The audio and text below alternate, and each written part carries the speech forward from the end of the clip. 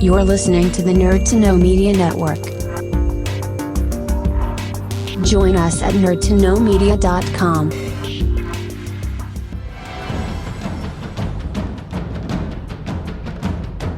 Broadcasting from the Blanchardstown Centre, this is Phoenix FM.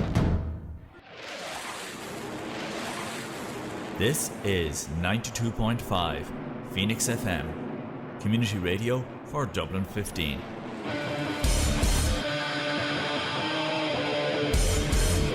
Hey everybody, it's JB Jeremy Borash, and you are listening to Darrow O'Connor on the...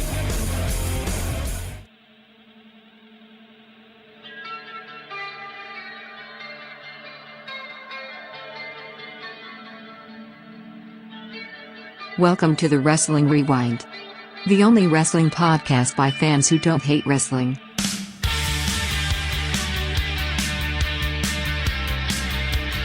Hello everybody, it is Phoenix 92.5 FM, the True Bay channel, and Nerd to Know Media. This is the Wrestling Rewind. My name is Darrell O'Connor.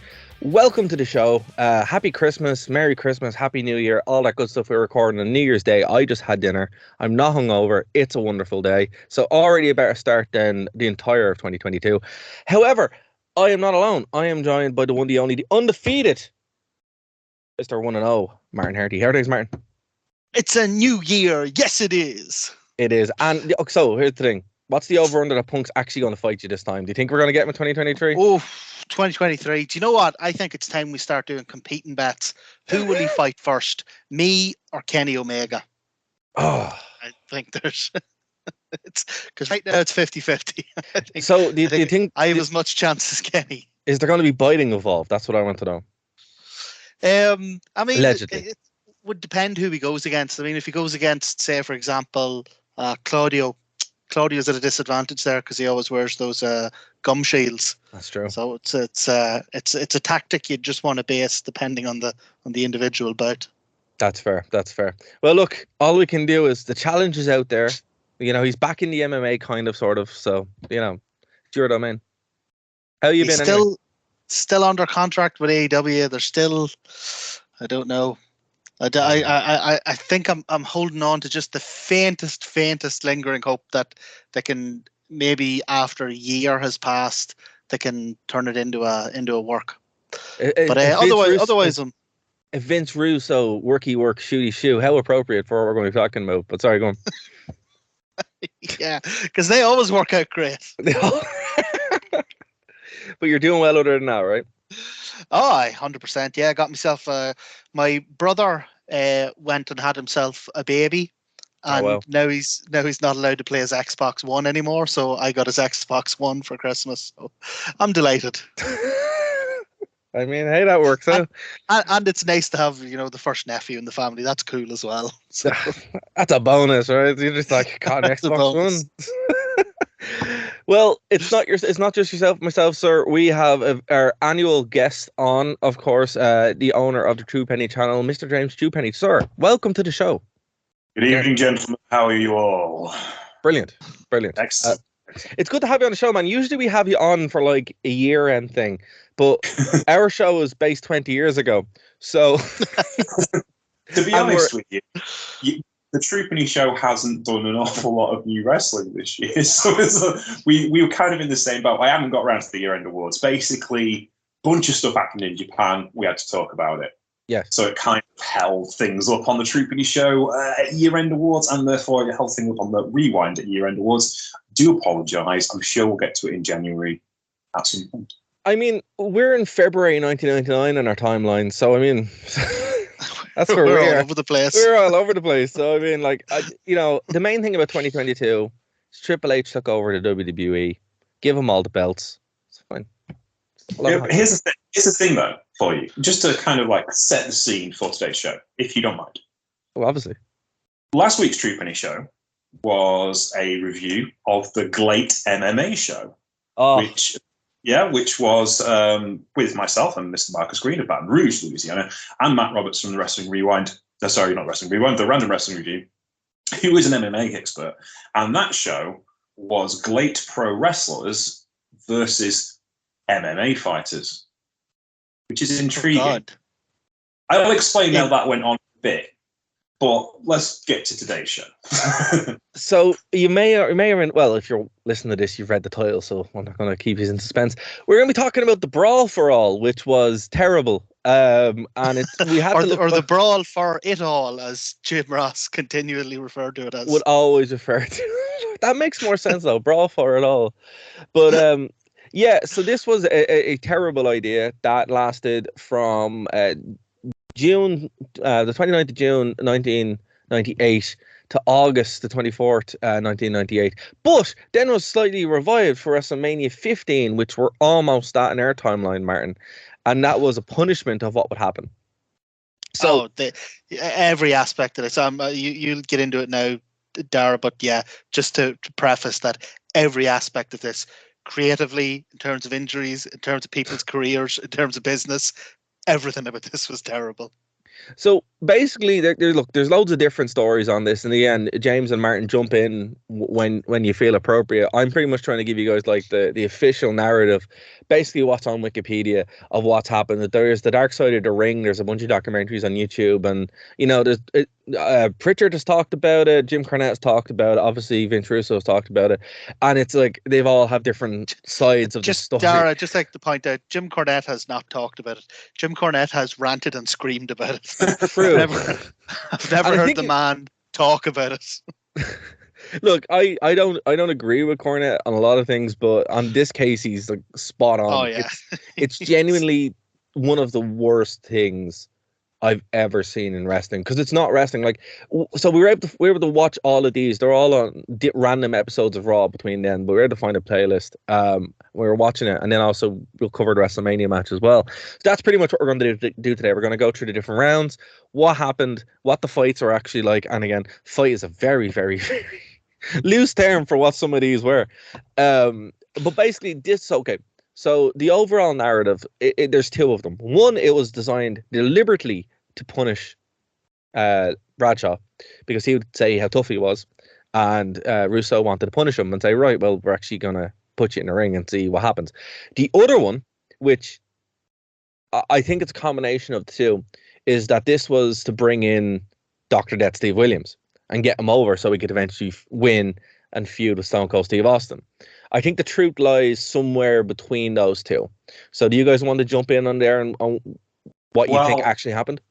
The Williams one is the most attractive story because that makes the most sense, because you're actually trying to do something to make money. As much as, watching that particular version of Bradshaw be punished for anything, yeah, fine, whatever, don't care. I mean, he's a nice guy now, does a lot of work for charity, works with lots of young people in the Bahamas, so I understand, good on him for turning his wife around. Yes. However, the Dr. Death one is probably the most sensible one. And the reason why I mentioned the Glate show and why I found it intriguing is because wrestling promoters want to control stuff. Because when they can't control stuff, it all goes wrong. Now, the Glate promoters did put their pro wrestlers up against fighters, but the fighters had similar records to the wrestlers, as in they were quite old and had lost a lot. So it wasn't like a complete drubbing. None of the wrestlers won. One got a tie. But they all didn't look stupid because, the promoters knew what they were doing. So the idea of getting Williams to the top of the company by him winning this tournament makes kind of sense. Except for the fact that when you listen to Pritchard, he talked about it recently on his show, and he said, nah, it wasn't about that, because everyone thinks it's about that, and it definitely wasn't about that. And Conrad said, well, what was it about them? So I can't tell you. Don't know why it happened. No one really explained it to me. And Bruce did get told off a lot for being negative towards it, because he hated the idea as well. In fact, Cornette hated it and Pritchard hated it. And out of the three guys who were running the company at the time, four guys who were running the company at the time, the only two people who did like the idea was McMahon and Russo. But so, on that point though, right? Watching this again, and I made very, very. So I watched it once, and then I watched it parts of it again to listen in on commentary. Right? Mm-hmm. There is a marked difference between the way they cover it when Steve Williams is in the competition and afterwards. So when obviously he was JR's pick, And he gets a video package and everything. None of these other guys got a video package during it. He's the only one where people are like, yeah, he's going to kill you. You're going to put him down. You know, you have to kill him to win. And you're just like, he's obviously, you know, he's obviously the victor here. You know, that's who they want. And then Jim Ross is hyping up. And then afterwards, crickets. And then in WrestleMania, there's actually a very good line, which I caught today, where King's like, Michael Cole's is going through the list of people and he messed up Dr. Death, and then King's like, here, don't mention Dr. Death. And it's just like, oh Jesus, like this is how bad it was. And that's what, 6-7 months later, 9 months later. This competition is the only memory I have of Dr. Death. Did he appear? He was in WWF Attitude, and I never knew who he was. So did he appear in WWF programming after this at all? No, yes, he did actually. But it was like he got buried though, wasn't it? It was like a burial. He won these matches, but it wasn't. There were squash matches, which is what they should have done with him in the first place. He should just bulldoze some squash guys. That's all he had to do. But he was gone. But he was gone by the end of 1999. By the end of 1998, wasn't it? Or 1999? He was good. His contract ran out, and he went to WCW to be. Yeah, that's what happened. OK's second, and then he went off to All Japan after that. Which is, I'll talk about that at the end because that's the interesting bit. Actually, there's a really good video by Kim Justice. I don't know if you guys know who she is. Sid's daughter? No, she's a YouTuber, mainly covers Sega Genesis games, but sometimes covers wrestling, and actually did a whole thing on Dr. Death recently and on Vader. Because it's like Dr. Death and Vader seem to be like, so that's a crossover about how the two were just kind of like totally screwed up during like that run. Oh yeah. But anyway, one of the other inspirations for this whole fiasco was the kind of a upsurge in interest in tough man competitions and MMA competitions that were happening around about that time as well, and WWF was trying to maybe piggyback on some of the underground popularity of these things. But what gets me about that is, and again, it ties into how this thing was a disaster on every level. Like they wanted to try and tie in to the popularity of those things, and they did it in the worst possible way. But at the same time, when Vince was offered UFC for like $3 million, he turned it down. But here's what's weird, right? So they had under contract Dan Severn and Ken Shamrock, right? Now, we'll get to Dan Severn in a second, but Ken Shamrock apparently was offered 50 million. No, not 50 million, 50,000 just to fight. And he turned it down because his rate was like $1 million, I think, to actually fight. And he's like, I'm not doing that. I'm just here from fighting. I don't want to fight anymore, which is fair. So I'd heard that. So one story I'd heard was that because he was such a legitimate fighter that they didn't let him in the competition. No, that's what happened with Dan Severn. Well, I'd heard it about Shamrock as well. Okay. But the other thing is that what I would assume is that it wasn't anything to do with money at all. That Shamrock, being a legitimate fighter, looked at this thing, said that is a recipe for disaster, that is going to end in injuries, in gimmicks being ruined, in careers being ended, and I want nothing to do with it. There was a shoot interview with Severn and Shamrock, and that was Severn and Shamrock both said they weren't allowed to enter. Really? Well, okay. And and Shamrock, who's not particularly known for being a fan of Dan, did say if Dan entered this and he was allowed, because basically what Dan didn't like was the fact he had to wear gloves. Yeah. And he said if Dan didn't wear gloves, there's no way anyone would win any of those matches because you just had to turn up. Well, Under the rules, he said Dan could beat anyone in that locker room then easily. But right. Why didn't they do that? Why didn't they just use the bin to build Dan Severn? Feed him all these guys. Steve Blackman was there and he actually looked really good, but he was the only one who was like a martial artist, let's say. But why didn't they just use that to build up Dan Severn? I mean, you could have had a whole storyline there. Ridiculous. I mean, it's just ridiculous. Like you try to think it out, and you're like, but now you're into the what does Vince McMahon see as a star?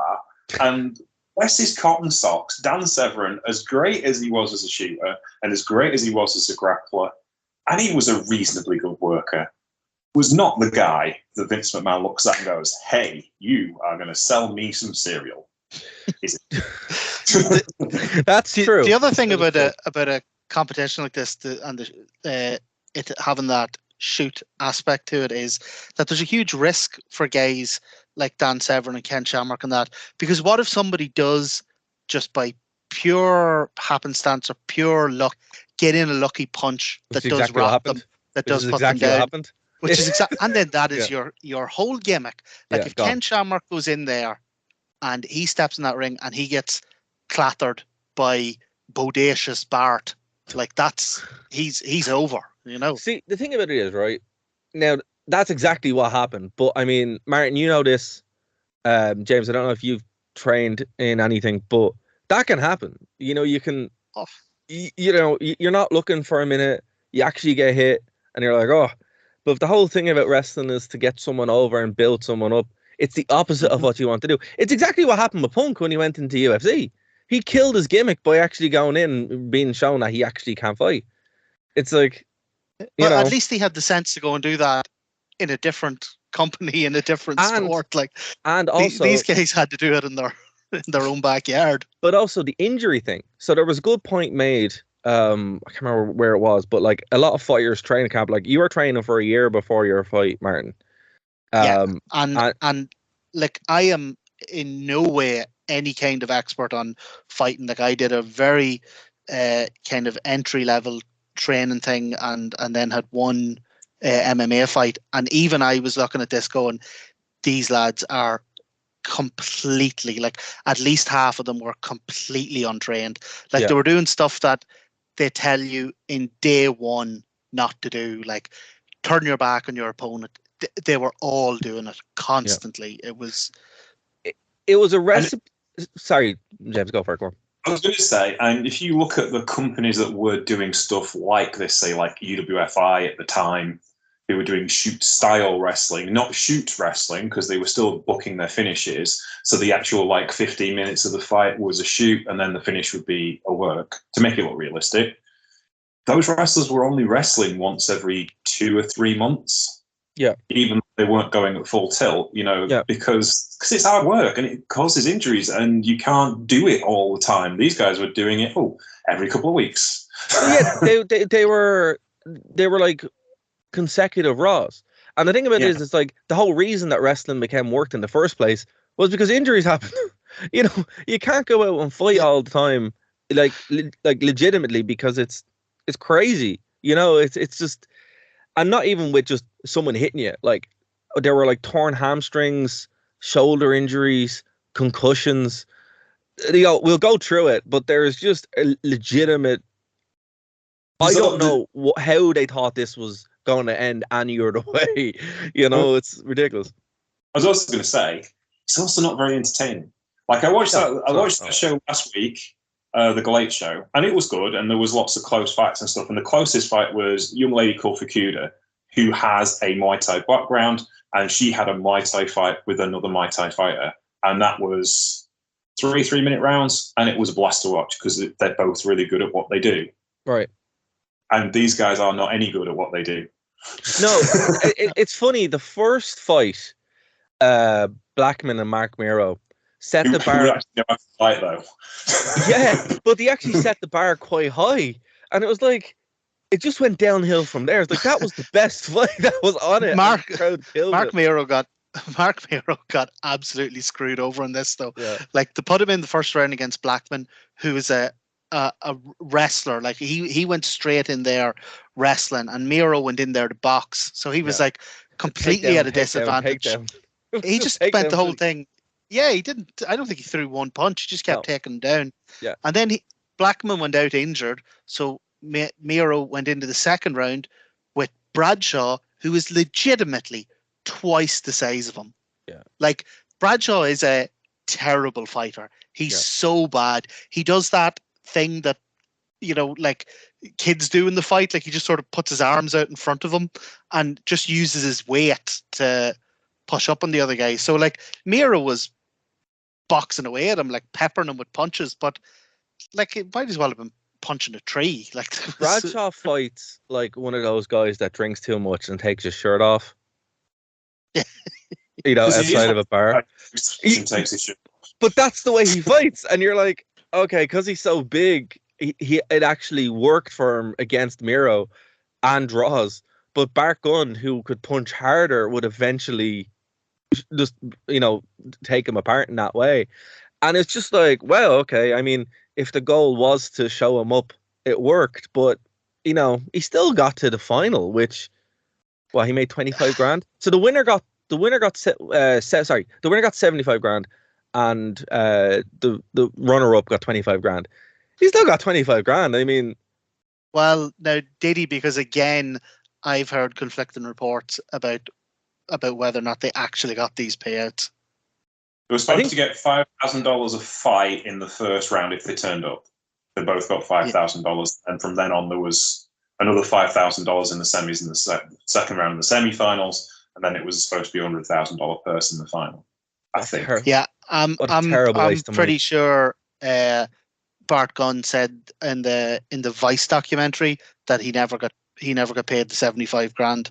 really? That it was the 75 grand was like part of the gimmick.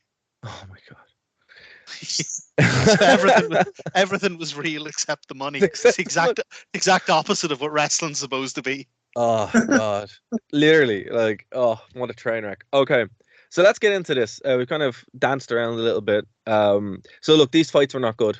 They were some of them went the full way, other ones didn't.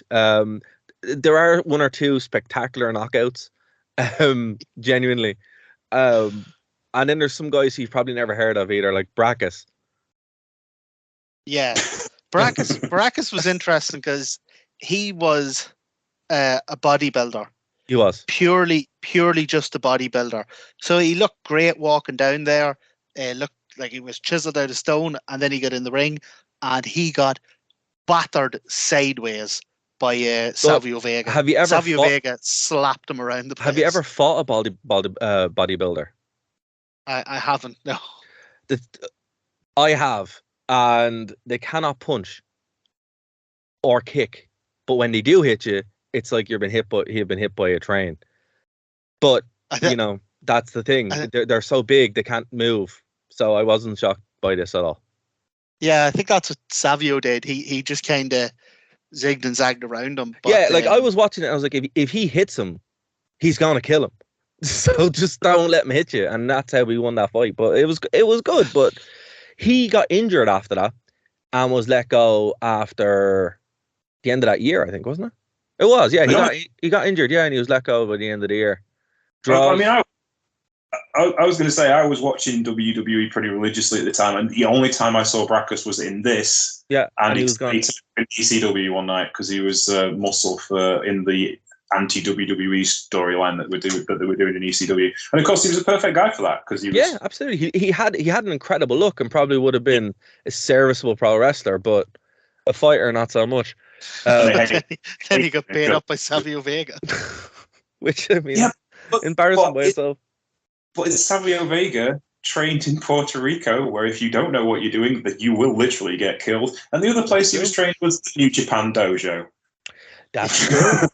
And the same with the Godfather. Like, he's a legit tough guy, you know, and but it ruins the gimmicks. I mean, you know, we're kind of I think all three of our brains are like collapsing in on us because it's like we're trying to talk about a real sport in a fake sport with their gimmicks presented as a real sport. But with their gimmicks, like there's one point in it where the Godfather offers the hose, where Phoenix were using the term that they used at the time, offers the hose to Scorpio, and he's like, no, and Godfather wins, and you're like, all right, and it's just like it's crazy. Okay, so how they got these, was it 16 guys? Yeah. So how they got these 16 guys in, they're obviously like, right, with the money, but they couldn't have the big top guys in for obvious reasons. One, they're getting paid way too much. Two, they knew how stupid it was. And three, it would destroy. Like, imagine if Taker went in there and got knocked out by Bart Gunn. That's it. Awesome. Imagine. Just no, like there's absolutely no way that was happening. So this was filled with undercard guys for the most part, right? Blackman was probably would be the most over guy in there, other than the Godfather probably, but for different reasons. Bart Gunn had just come off the Midnight Express, which wasn't good. James, you probably remember the Midnight Express reunion with H's Bart.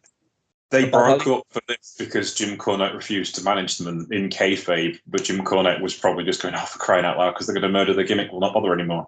Yeah, and it was awful. If you want to see how bad it was, Unforgiven 1999 will sort you out there. It wasn't good. So they kind of had to pick these guys who they had. So there were some like background talent. Again, Brackus was brought in just pretty much for this. Mark Canterbury, who's one of the Godwins, changed his gimmick for this and then went back to being the Godwins and then was gone. They were Southern Justice, though, weren't they? They were Southern Justice, yeah. Yeah, so I think they were Southern Justice by this point, so they changed the Mark Canterbury and Dennis Knight. But what's fun... At least he resisted the urge to come down to the ring with the big Southern Rebel flag.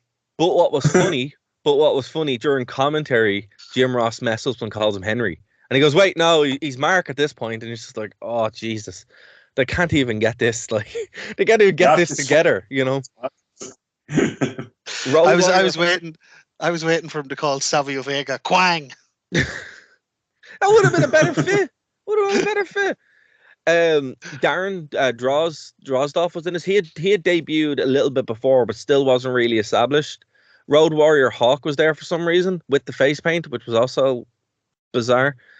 Bob Holly then got his face smashed in and had to drop out. Yeah, but I'll get to that because that was a pretty good fight. Bart Gunn and Bob Holly were there. Obviously, they were tag teams. Bob Holly got battered. The weirdest one was Quebecer Pierre. That was like the biggest jobber I've ever seen in my life. He got killed by Steve Williams. The Godfather. No. He's PCO. What? What? Yeah. Quebecer Pierre is PCO, dude. Oh my God. Yeah, he got done so dirty. Yeah, to be fair, against Steve Williams. That's a tall order, but man, poor guy. He was doomed from the start. But anyway, then we had the Godfather, Dan Severn, 8-Ball, and Scorpio. So the one match that we couldn't see, James, you alluded to it earlier on, 8-Ball and Scorpio. That's very hard to find. So I just before we started, I went through all the Raws in that era. Can't find it anywhere. It's not on there. It's just gone. But Scorpio won anyway. So is there a reason for that, or was it just maybe? I have no idea. I think on one episode they referred to a match that took place as a dark match. So I wonder, was that could have been it? Actually, that would make sense. Here's the thing. 8-Ball was a member of a right-wing organisation at the time, and did have tattoos that looked an awful lot like, because they were, the SS symbol. So if you look at all matches when they were managed by Zeb Coulter, they actually had the tattoos covered up, but you can see that they're SS symbols. So I'm wondering if the Godwins have S. Yeah, the Godwins. No, the Godwins were just Southerners who obviously, and different time for the Confederate flag. The Harris brothers were just out and out like racist. Oh, sure. They showed it on WCW with the same thing. Yeah. They're nice Christian boys now, obviously, and I'm sure they have changed their ways, as they are multi-millionaires and own production companies and stuff. However, at the time, they were a bit rum. Wow. Okay. Yeah, they were on WCW as Creative Control. That's it. Yeah, there was. Yeah. They bought out TNA from Dixie, and they kept it afloat for Dixie until she. Yes, that is very true. Yeah, they bought it, and before it became. Well, I think they still own it now with Impact, don't they? Or no, they sold it. They sold it a little while ago. Anthem, didn't they? Anthem owned the company at the moment. They were the ones that sold it out to Anthem. Yeah. So they're quite. They've had. Oh my God. It gets so much worse. So in 2002, the brothers appeared. So this is from Wikipedia. Appeared on a TNA pay-per-view wearing the shirt with SS symbols, and their tattoos are also SS. Oh, they're covered up now though. TNA apologized, and so the tattoos now are are covered up, and apparently the shirts are worn because they were, quote, bikers. And in Yes. character, obviously. Jesus. Oh, that's such a bad idea. Anyway, TNA 2002. That's a whole other year of podcasting. James, that's going to be fun. We're going to get to there eventually. But anyway, right. So I guess we'll start from the start. I mean, that makes more sense. So the 29th of June is when these first two matches or fights, we call them fights. These two fights happened. Steve Blackman, Mark Miro, and then Mark Canterbury and Bradshaw. Right. So let's start with the first one. It might just be useful before we get into the fights, just to quickly run over what exactly you mean. Like, what were the rules? Oh, the rules? Of these fights? Oh, that makes sense. That makes sense. So there was 5-5 for punches and takedowns, and then it was 10 for.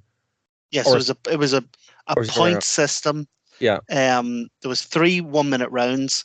The matches were won by point systems, so 5 points for a punch, 5 for a takedown, 10 for a knockdown. Yeah. Or a knockout would just end the fight match. there. Yeah, there's so TKO or knockout would end the fight immediately. Okay, so Steve Blackman and Mark Miro.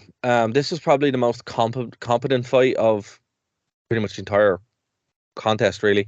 And it set the tone. Now, the crowd did not like this at all. They actually turned on it like immediately, shouting, "We want wrestling," and this, boring and all kind of stuff.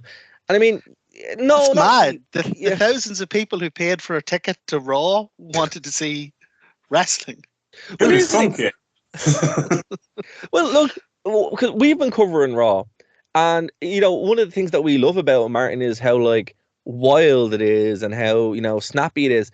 This just kills any momentum dead, because it's like just this slog in the middle of the show. So yeah, I totally get why they would be upset, but I feel bad for the two lads in this fight, because they're the only ones that kind of knew what was going on, and it just went downhill from there. But I mean, what did you guys make of this?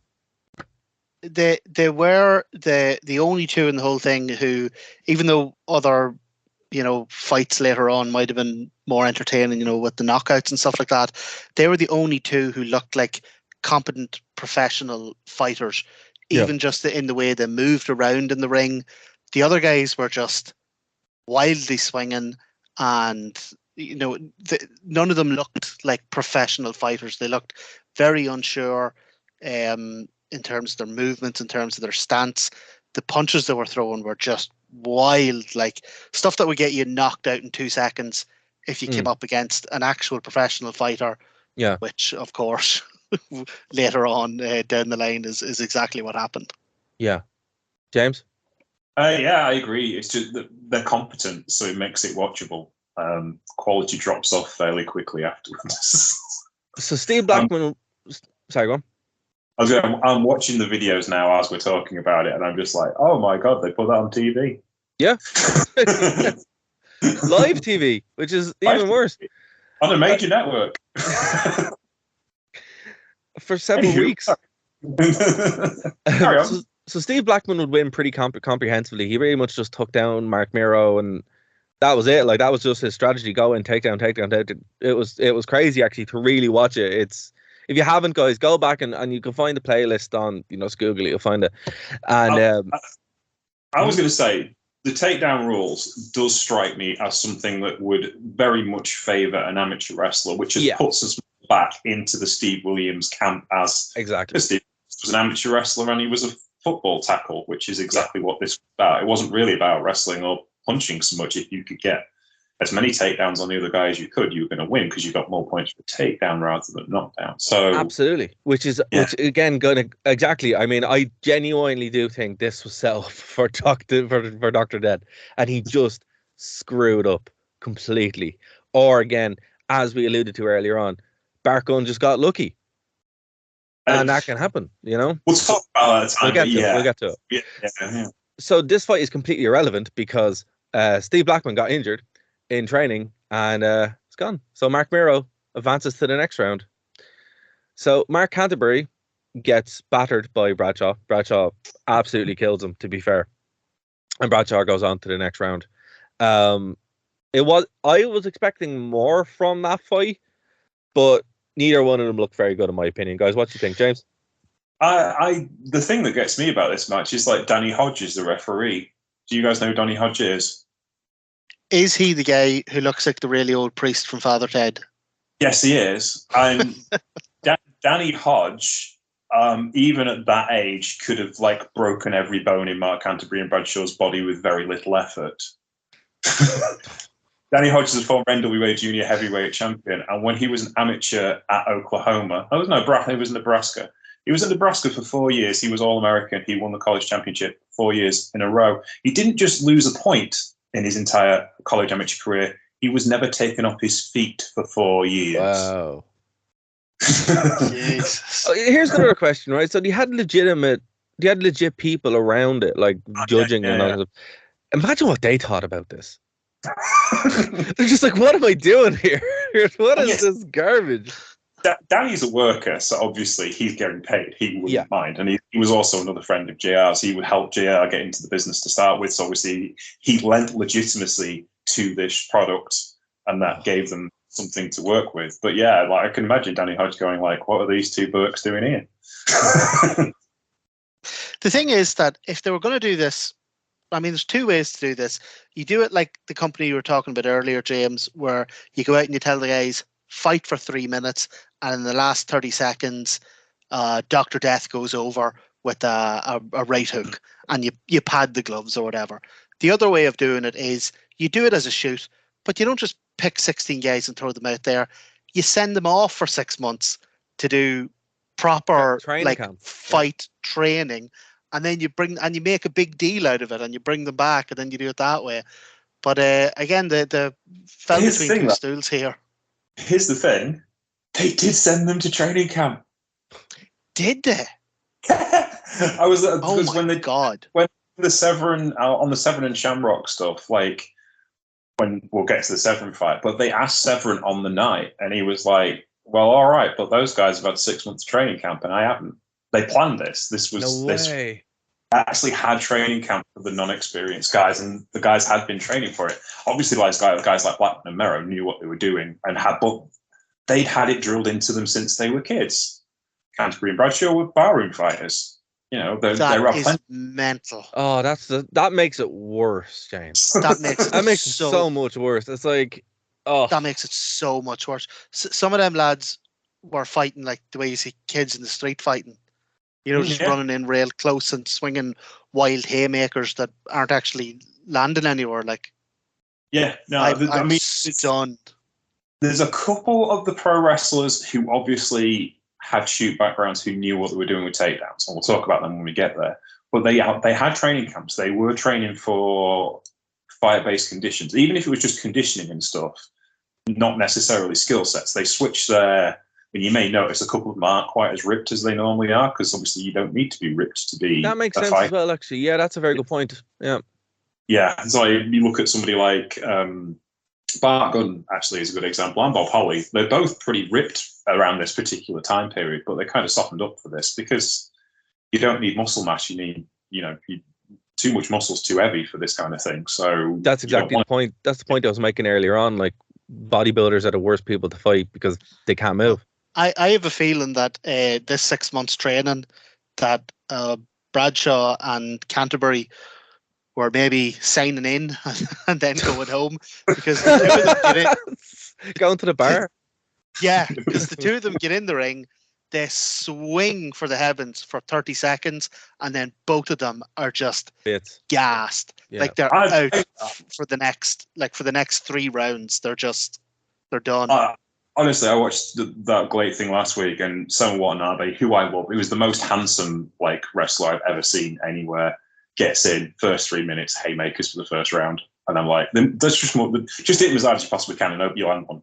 I think that's what they tell wrestlers to do in cheap situations. But see, I mean, it makes sense. Try to go in and get the quick knockout, but I mean, if the two of them are doing it, they cancel each other out, and that's exactly what happened.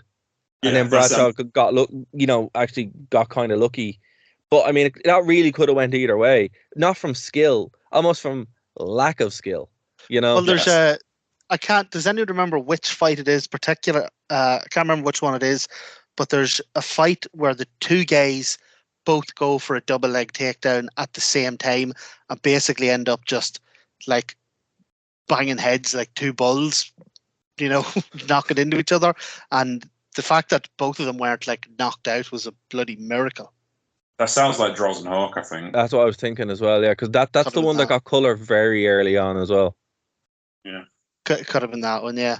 So Bradshaw got it's hard to tell the difference because every single one of them got jobber entrances. They all came out to the same. Yeah. I meant to say that. Same I music. had that wrote down. I apologize to the two of you for making you listen to that terrible music. Consistently. It was played over and over again. And it was like, do you know what it reminded me of, Dara? Do you remember we did the NWO? Was it sold out? It was the NWO jobber music. Or the music every single match was an NWO guy versus the WCW guy. So you heard the goddamn NWO soundtrack like 15 times in the one night. No, we got the jobber NWO music as well. We didn't get the proper one. It was like the B-side. Yeah, it wasn't Hogan and Nash. Oh man, yeah, no. And then I think they actually gave that music to Jackie or Jacqueline later on. They gave it to one of the divas, so that's how much they appreciated it. And that's not a jab at the divas. I mean, the divas in 1999 were not well respected at all. So it was a quite downgrade for that music. That music's terrible anyway. So we had the aforementioned Brackus and Salvia Vega. Salvia Vega, made a show of Brackus, and Brackus would be gone, injured and then gone.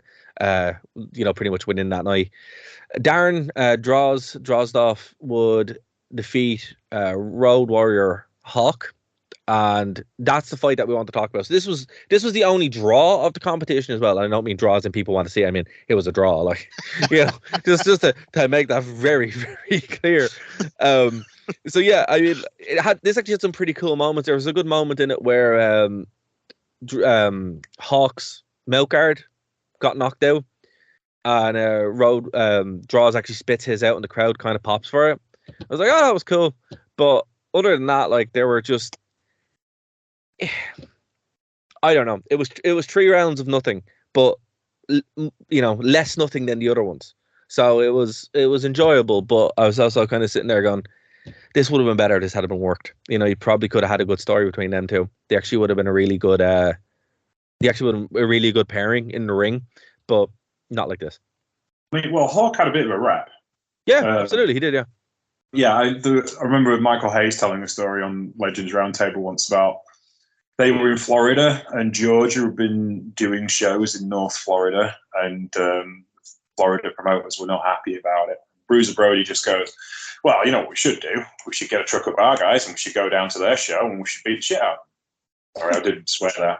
So we should beat the hell out of them. And like Hayes is like, well, they've got Hawk and Animal, and they've got the Andersons, and got those guys, and a couple of the other, and we've got you and Gordy. Let's stay here. Like, here's the thing: a lot of these guys were like, again, even ones that you wouldn't expect because of the gimmick, like the Godfather. The Godfather is legit probably one of the toughest guys in the WWE at the point as well. But this did more damage than prove that they were actually tough, because you could actually see what they were doing in the ring. And while this was a draw, Draws didn't have a rep. I think he'd only debuted in the company. I think he wasn't even there a year. If he was there a year, I would be surprised in 1998. He was a pro football player, so he was legitimately athletically tough. But that's not necessarily, fight tough. That's if you can handle yourself for a 60-minute football game, you are tough. He would play for the Broncos. He played NFL football. He was a tough guy. But that's and he looked really good as well. He wasn't bad. Yeah. But I mean, let's not forget either on the other side of it that this mid 1998 Hawk is not 1990s WCW Road Warriors Hawk. Yeah. This is a guy who's in the middle of a pretty serious drug addiction, and like is he even that Is he even that long left for the company at this stage? Well, here's what would happen. He would be injured in this fight and gone after this. So draws advances. Yay. Yeah. So the painkillers issue started, wasn't it? So yeah. It could have been related to this, we don't know, but already we've had 3 pretty severe injuries. It's only the first rounds. Bart Gunn defeated Bob Holly by decision, and yeah, Bob did not look. I mean, for someone who made a career of or a reputation of beating up people pretty heinously, he got battered by Bart Gunn. I mean, Bart, knows what he's doing. Like, when you actually stop and don't just accept that. Bob Holly's a legit badass. Like, that's what you're constantly told. But when you actually examine that, who did you really see him beating up? Like, we saw him beating up tough enough contestants, and we saw him beating up, that one tough enough winner with Eddie Guerrero and Chris Benoit helping him out. Who have we ever seen Bob Holly legitimately? Pinned Al Snow in the river. That's. I think this is the thing, though. There's like 3 levels of toughness in pro wrestling, right? There's guys like Bob, who are like, if you watch that match he had with Rob Van Dam for the ECW World Championship, and he landed badly on a table. Oh, that was nasty. Got a 6-inch gash up his back and just. Yeah. Oh man, I forgot about that. Yeah. Then you have people like Blackman and Merrow and Bart Gunn who have genuine fight backgrounds who can look after themselves. And then you've got people like Ken Shamrock and Minoru Suzuki and Yoshiaki Fujiwara who can tear your head off. Yeah. That's fair. That's fair. Yeah. So there's a hierarchy. Yeah. Yeah, Luke describe it as a triangle. You have workers at the bottom, you have shooters in the middle, and at the top you have hookers. And there's no hookers in this tournament except on 7. I actually would have loved to seen Ken Shamrock in this. He would have won it, though. That's the thing. He actually would have won it. I think he was the only one who would have been legitimately entertaining to watch as well. I was watching a documentary on the first UFC actually, and it's funny because people don't really realize the first UFC was very much. I don't want to use the word rigged. Kind of rigged, because it was a Gracie a Gracie promotional show basically to get over Gracie Jiu-Jitsu. And Ken Shamrock talking about it, he's like, yeah, and it's like comparing it to the Brawl for All, it's like, wow, okay, the first UFC could have went the way of the Brawl, it could have worked, like Brawl for All could have worked, but there was a very, very clear what they were trying to do by getting the Gracies over and eventually to win.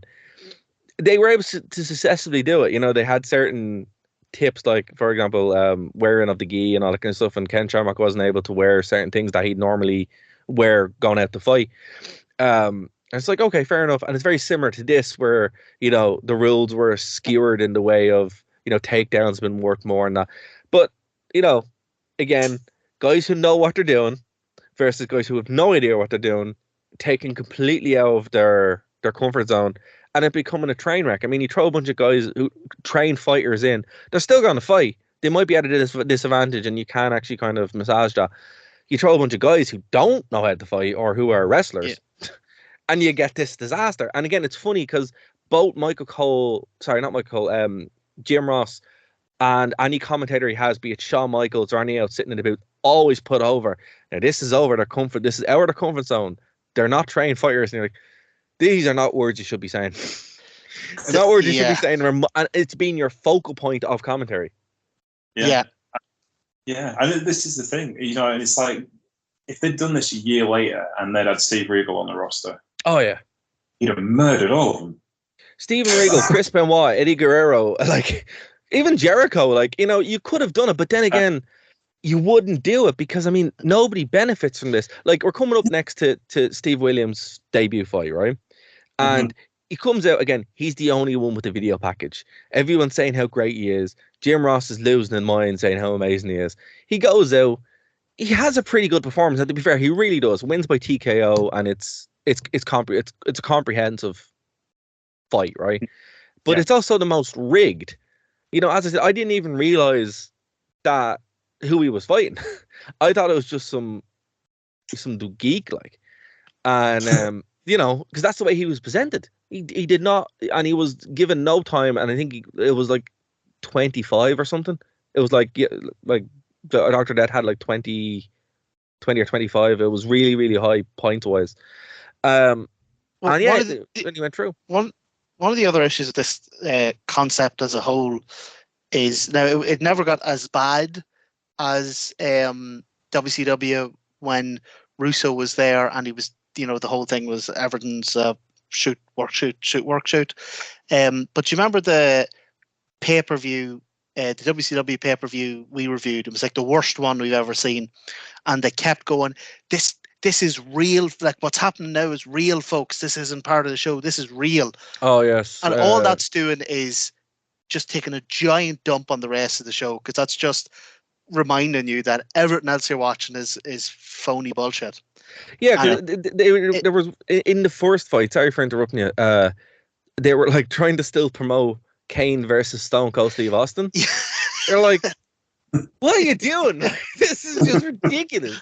All right, ladies and gentlemen, while you're enjoying this legitimate bout, we'd just like to remind you that up next we have a fire demon from hell.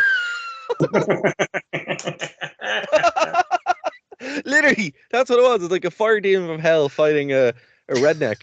You know, it's like, that's, you realize what you're doing to your show. You're diminishing it so much, you know.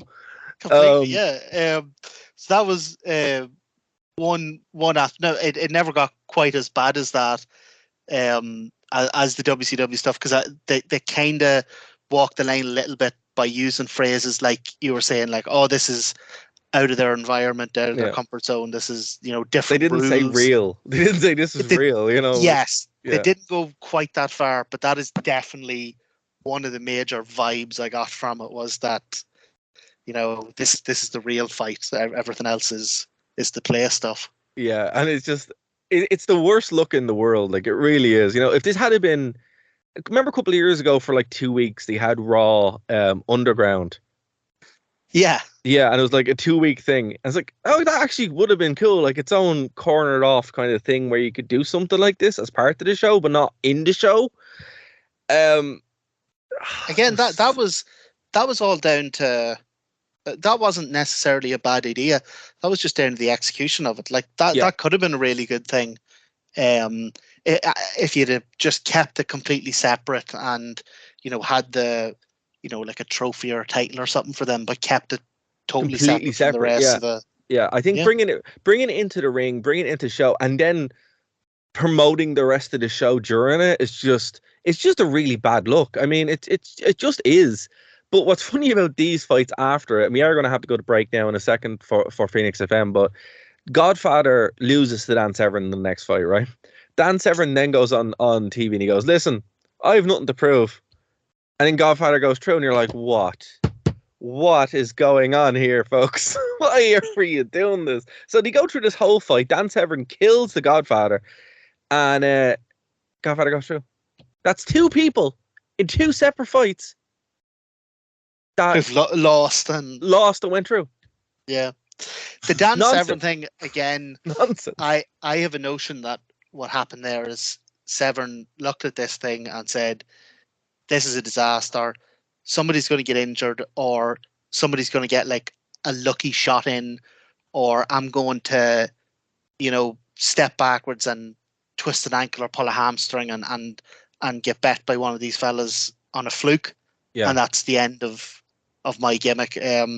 Plus, like, man, there was a lot of stuff in this that's just an absolute no-no, like punches to the back of the head and all that stuff. Like, I imagine, stuff that would never be allowed. Like, I mean, I can't. Like, I was watching that going, "Oh my god, what are you doing?" Like, I imagine that the guys who were legit fighters were looking at that going, "I'm not risking that.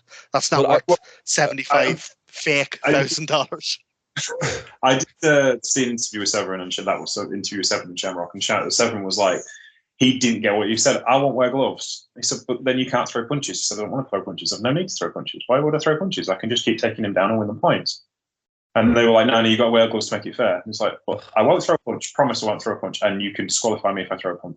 But no, you've got to wear gloves. Hold that thought, though. Hold that thought, James. We are going to have to go to break, folks, here on Phoenix 92.5 FM. If this is your first time checking out the show and you're like, what are they talking about? Good news. You can go over to the Truepenny channel, check out all of our shows. They're also on Nerd to Know Media. We have shows going back about 116 shows. This is 116. So we're halfway through 1999 at the moment, just before WrestleMania. So go over and check that out. Again, if you want to check out the Truepenny channel, go over. You can find out all their content. It's all there for you guys. Again, James, anything you want to plug before we get out of here for Phoenix FM listeners? You can find the Truepenny Show at Truepenny Show on Twitter whilst it's still there. You can find it on Instagram, the Truepenny Show, and on Facebook, the Truepenny Show, and on Patreon, the Truepenny Show as well. And we have a Discord called Truepenny Show Podcast. Perfect. Guys, we're going to come back here for the rest of the show. Again, if you're listening to us on Phoenix 92.5 FM, go over to any of those places that James has mentioned, or go over to Nerd to Know Media, go over to thewrestlingrewind.com. All the links are there, so you can listen to us anywhere, so there's no excuse to not find out what's going on. We're going to the second round now. Martin, real quick.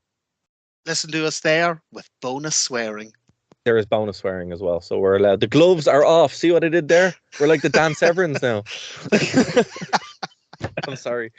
But yeah, guys, we'll be back after this break if you're listening to us on the podcast. If not, we'll see you next week here on Phoenix 92.5 FM. Give her a let. And guys, we're back here on the Wrestling Rewind onto the second round. We're not going to talk about 8-Ball versus Scorpio. We are, yeah, but we're on to the second round of the Brawl For All tournament with the matches we were able to see, because the next match we're going to talk about in the first round was 8-Ball versus Scorpio, which has been lost to time for reasons we talked about in the first hour. So, James, I'm going to give you the floor here and quickly sum this up, because I haven't been able to see this fight again. I don't know if you have, but you might have some background on it. I remember in my brain they're showing highlights of it very shortly, possibly because it was a really dull fight, because it went to the full distance and it went on points, and because it was probably dull. And I would think that Scorpio had an advantage because Scorpio was trained in the New Japan Dojo by Yoshiaki Fujiwara, and at the time, along with Chris Benoit. So I'm guessing that he had no problem taking down 8-Ball, who was a big lad from the south. Yes. I can't really comment on the Scorpio 8-Ball fight because I did not see it. Well, my joke was better than that. But look, that's probably the reason why, James, as well. But also, I mean, okay, here's a funny one for you. What happens, or what do you think would have happened if 8-Ball had won his fight or won the whole thing? That would have been an awkward look. They're like, lad, a lot of foundation on his arms. You say that, and it's like, but you think about the feuds that they were involved in at the time. So it was like Nation of Domination versus the Puerto Rican Albaracas, wasn't it? Against Shane's Bike again. What were they called? Oh, it was my Disciples of Apocalypse. So who were the baby faces in that feud? It was the Disciples of Apocalypse. Oh, that's true. The white supremacists were the baby faces over the Latinx team and over the black team. So awkwardness? No, okay. I don't think Vince would have cared. That's a fair point. I forgot to factor in the time period we're talking about, where we keep a running list of signs and horrendous things that are said on commentary. Oh my God. That's a very good point. I mean, I guess the fight must have just been really dull then, or one-sided, so that's probably why. Okay, well, look, on to the second round. Again, matches we were able to see. Mark Miro versus Bradshaw. Bradshaw would win via points. And again, look, this was a Bradshaw fight. He did pretty much the exact same thing he did in his first fight, but he was able to dominate Mark Miro because Mark Miro's a smaller guy. He just lay on top of him. Yeah, that was it. Yep. Got in close and threw his arms around him so Miro couldn't punch, and then but basically he leaned on him. Yeah, he did some really, really, we can swear, some really, really shitty things where, he would just look at the clock and you're like, what are you doing? Stop. Yeah, and just howled him, because rounds are only a minute long. Do you also hear him, like you can hear him really giving shit to the referee? I didn't hear that. No, well, did you catch what he said, or? It's just like, just like really giving shit to the referee. I think he still has in his head that the referee's a wrestling referee when he's not. Like he's ask him, ref. Ask him. but he's in there acting as a legit referee. So when the referee's getting in there and telling him to break the hold, and he's not breaking the hold, and the referee's like roaring at him, like really dressing him down to break the hold. It's not like in wrestling where he's playing the bad guy. Like the referee's legitimately pissed at him or legitimately worried for your guy's safety. I didn't capture that. Well, I didn't. But I mean, I guess when you're used to something like that, it's probably really hard to break that. Where you're like, oh, this is part of, where you're just, yeah, that's a good catch, Martin. Did you catch anything, James, that we haven't mentioned with this fight, or? I think it is just because like Murray is a classical stylist. He's a good boxer, and he's going to go to his strength, and Bradshaw isn't. He's just a brawler, so he's just going to try and maul his way through this, and that's basically what he did. Yeah, it's not. And again, this goes back to like you're watching guys who don't know what to do in fight, and sometimes it is just if you've got a 50-pound height, 50-pound weight advantage and 4-inch height advantage and a reach advantage, you're going to win.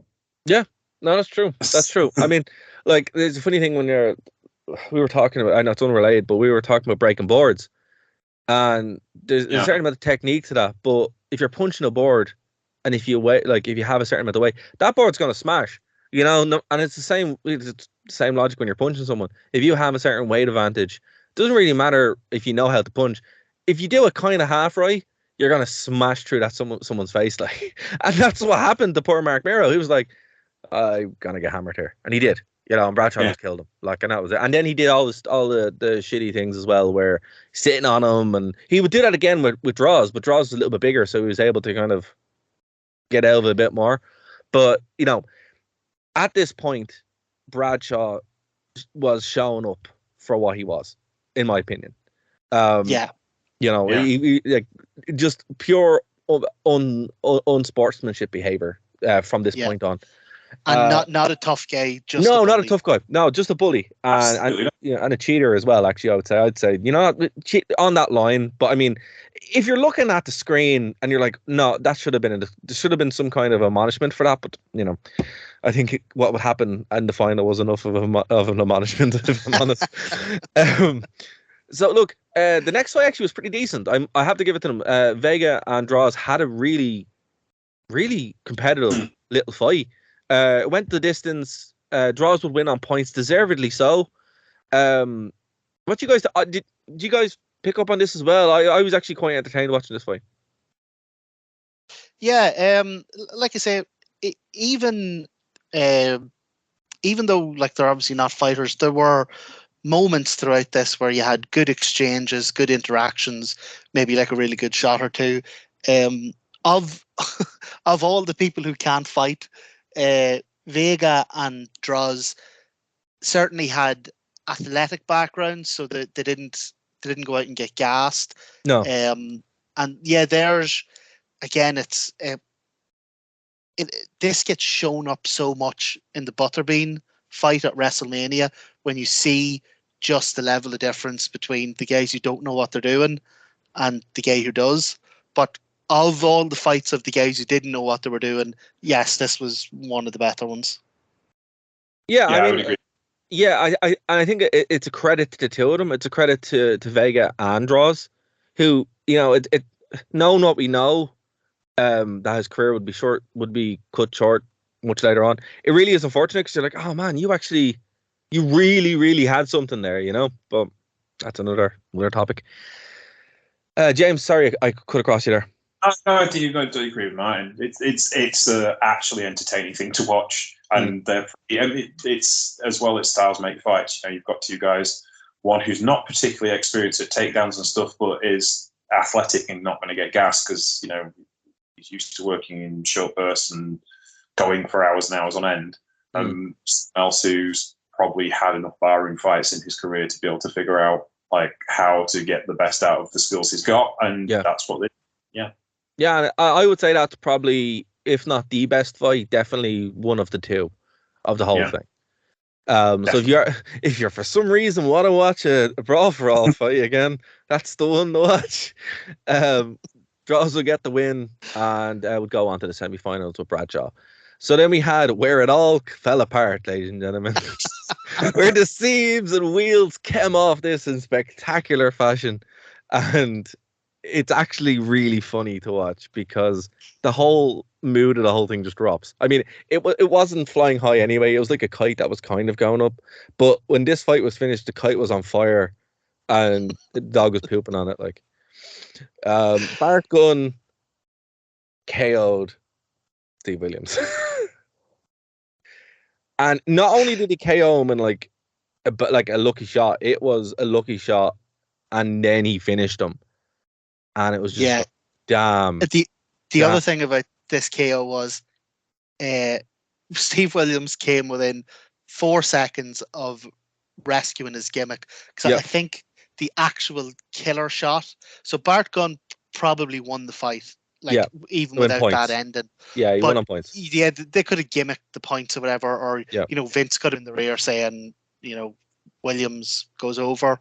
But 4 seconds on the clock, and then Bart Gunn hits him with this left hook that literally this massive guy and his whole reputation for being a tough guy just knocks him flat on his ass and then clean out. Yeah, it's not the best knockout ever. That comes much later on, but it was so comprehensive that you're like, it killed his career. Like when that was career, it killed his gimmick. That was it. You don't come back from that because that's what everybody remembers. And he didn't. That was it. And it was like, this is probably, we mentioned it a couple of times. This is probably what Severin was worried about, what Shamrock was worried about, what anybody with sense was worried about, where it's like, if he hits me and it's a lucky shot and my arms go down and finishes it, that's it. And that's exactly what happened. Gunn gets the shot because you can see about 20, 30 seconds into that last round, before that last couple of series of real devastating shots, you can see Steve Williams takes a really awkward step backwards. Yeah. And then his hamstring or something goes. Yeah, and he actually he looks hobbled, and he kind of walks over to him then, and that's when you knew he was in trouble. But you're still like, no, he's gonna win it. But Bart is surprisingly big, and he just, he knew what to do, and he just went over and did it. Now, to be fair, it's funny, you watch him talk about it, he goes, yeah, I kind of knew my career was over at this point. It's like, then why didn't you just take a dive? Why didn't you let him win? That's the bit that I'm like puzzled by. I can't believe no one said to him, let me let him win. The interview with Bob Holly, when he talked about it, it was like, Bart was willing to do business. All he had to do was say, would you mind? And we'll pay you. And it was like, can't believe no one said it to him. It's just like, but no one did. And they were just like, so as far as Bart was concerned, $100,000. Yeah. First at the end, if I win this, and it might do something for my career, and but yeah, that was a thing. And here's the thing, right? The perfect way to debut Steve Williams was already done. It was in All Japan Pro Wrestling, right? First night there, he's tagging with Gordy, and it's at Hurricane Hall, and the camera pans down the aisle, and Doc just looks dead eye in the camera, doesn't blink, and just stares the camera down with a death glare for 30 seconds. Over. That's it.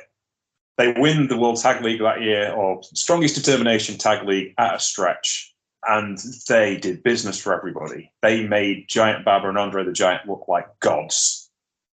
But they won the tournament. They were the most over tag team in Japan. You don't have to do anything more than that. That's easy. That's all you have to do with Doc Williams, Dr. Death Steve Williams, is just show Dr. Death Steve Williams. Well, so why go through all this mess? Because they were too busy showing Edge for some reason. Oh, yeah. Edge randomly shows up before one of the fights. Yeah, I thought that was so odd because, I had to go in and out of the link a couple of times to make sure I was in the right one. The other thing that I thought about when I was watching this match was they never learn from any of their experiences, because I'm watching this and I'm watching Bart Gunn doing what he was told to do. He was told to go out and have a legitimate fight and win and getting punished for it. And it just made me think of, do you remember Kurt Angle challenged one of Daniel the tough Puder. enough guys, Yeah. to a legit MMA or a legit wrestling match, Yeah. and he pretty much beat it. Like, okay, so they covered it by saying his shoulders were down or whatever, but he nearly broke Angle's arm, Yeah, and he caught was him in the punished Kimura. for it. Yeah. But that is what he was told to do. See, there's a lot of things said about hubris here, right? Where it's like, no one said to Bart Gunn, listen, this whole thing's a work. Don't knock out the guy we're grooming for Stone Cold. Don't knock out the star that we have here. He's the winner. Or even, there was no foresight. I think they were just like, no, sure, Steve Williams is going to win this. Like, these guys are all jokes. It's just like, you're a wrestling company. What are you doing? Everything else is fake here. Come on, or worked. It's so bizarre, but it is hilarious though. And sorry, James, I'll just come in a second. It is hilarious, and I will urge everybody to go back and watch this. The coverage when this match starts to when it finishes is the funniest thing ever, because they know they've messed up, and they're trying to scramble to like justify it, and they just can't. Sorry, James, go on. I was going to say, like, literally, since the days of the Gold Trust Trio, professional wrestling has been about controlling what goes on in the ring. Yep. And who was the chief booker for the Gold Trust Trio? It was Toots Mondt, who was the chief booker for the New York territory for like 60 years, who taught Vincent's father everything about professional wrestling. And you could imagine Toots Mondt spinning in his grave looking at this. Well, it's the most unprofessional wrestling thing in the world. The whole thing about it, it's like it's the opposite of professional wrestling. It's just a train wreck, and I mean that's probably why the crowd were so not into it, because it doesn't feel like wrestling. And even the commentators at the beginning of the thing, the beginning of the contest, are trying to justify it by like, oh, this isn't wrestling, this isn't boxing, this is something else, this is Brawl for It All. And you're like, you can keep saying it, JR. Doesn't make it any better. Jerry Lawler kept going, you can't see this kind of thing anywhere else. Like that was his catchphrase, was you're not going to see this thing anywhere else. And I'm sitting there going, yeah, fucking reason for that. Nobody wants to see this. Yeah, I mean that's kind of it. They just were like, I don't know, man. It didn't get better from here. In fact, it got demarkedly worse. But again, if I'm wrong on this perception of it, let me know, because people just lost. You could just tell like the people at the top lost interest, and there was no. They're like, okay, so either Bradshaw's going to win, which probably really annoyed Vince Russo, or they have Bart Gunn eventually, or even like at this point, it could have been the Godfather, Scorpio, or Bradshaw. Or draws that one, right? So we'll get to the next one, which is the Godfather versus Scorpio. We had the moment where Godfather came out with the hose, offered the hose to Scorpio. Scorpio said no, and Godfather won anyway. This was on points, went the distance. This was actually the most pro wrestling match of the whole lot, and I think that was probably they were trying to like salvage something. But what you guys think of this one? The main thing I remember from this one is at one stage, JR, Godfather hits Scorpio with a big hook, and JR goes, oh my God, that was a stiff left. And as he says that, the camera's pointing at one of the Godfather's hose arches, and Jerry Lawler's jumping in going, I'd love to give her a stiff left. And that just confused me. I was like, so if that's a reference to genitalia, do you have two? Do you have a left and a right? Or are you just saying you want to beat this woman? Like your innuendo is bizarre, even for you, Jerry. Was this before or after he got taken off of TV for accusations of violence against him? This was way before. Before. So maybe he just meant he just wanted to. Maybe he just meant he just wanted to hit her. I'd love to hit that woman. Maybe that's what he was saying. So my question, I missed that one completely, man. So my question, is that better or worse than Mark Madden's like grunts? Oh God. Yeah, and one of the many missed opportunities of the invasion angle was we never got Mark Madden, Jerry Lawler commentary booth. Oh, imagine. Oh, it'd be terrible, but also incredible at the same time. In an alternative universe, it's not Paul Heyman and JR calling WrestleMania 17. It's Mark Madden, Jerry Lawler. Jerry Lawler, making really confusing, angry innuendo. Or random noises, as it were. Oh, God. Mark doesn't like the minutes, so I'd probably best stay away from this conversation.